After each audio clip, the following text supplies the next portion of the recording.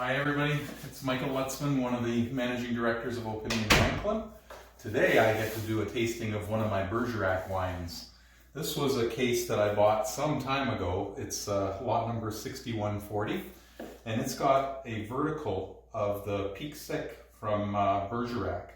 So it's got the 2006, 2007, and 2008 in it. You get 2 bottles of each, and I've been keeping this for a very special occasion. So I'm going to open one for you. So typically when you do a vertical, and I'm not going to do all 3 right now, but you would always do the newest wine of the 3. So I'm going to do the 08, and I'll do the 07 and 06 later on. But this is from Bergerac. I was really pleased to hear that cellar number 277 was going to be Bordeaux, Beaujolais, and Bergerac. I've been waiting for this because I've started doing these videos for you, and I really wanted to open one of these wines. I checked this out on Jane's wine review, and she had it, when she tasted it in 2015, said that it was going to be a 10-10-19, meaning that its drinkability and maturity are at their peak in 2019. So here we are in 2020, so I thought I'd better start drinking these. I had, again, been saving these for a special occasion, so here we go. So this is 80% Merlot, 20% Cab Sauv. And, you know, I used to not like Merlot, kind of like the guy in Sideways, right? But what I discovered was I just hadn't been trying really good Merlots. One of my favorite appellations is Saint-Emilion in Bordeaux. And, of course, oh, I love that sound. And so being a right bank wine from Saint-Emilion, that's also Merlot forward instead of Cab Sauv forward, like on the left bank. So Bergerac is due east of Saint-Emilion, so it's just outside of Bordeaux, and so this also is Merlot forward. So here we go.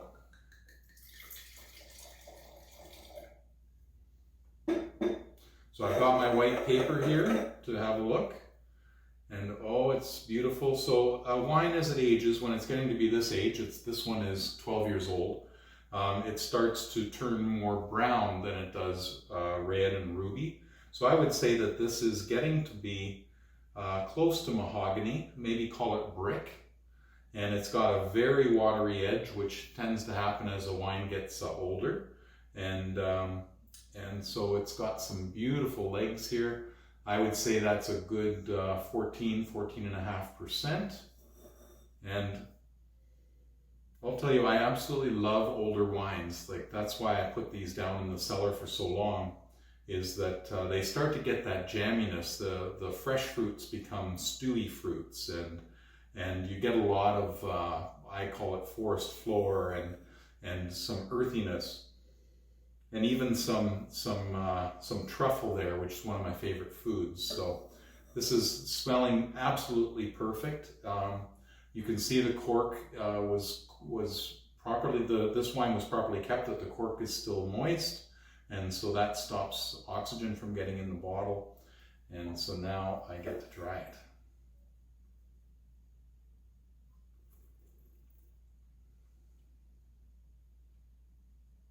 Oh. That's an absolutely gorgeous, gorgeous wine.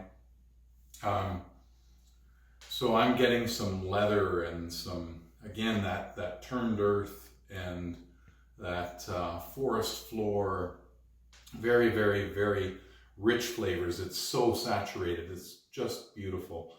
So I would serve this with game. You could do that. Sometimes with younger Merlots, you don't want to go like with lamb or anything like that, because it tends to be a little softer than a Cab Sauv. But this is a nicely aged wine. Oh, by the way, I didn't decant this wine deliberately because of its age.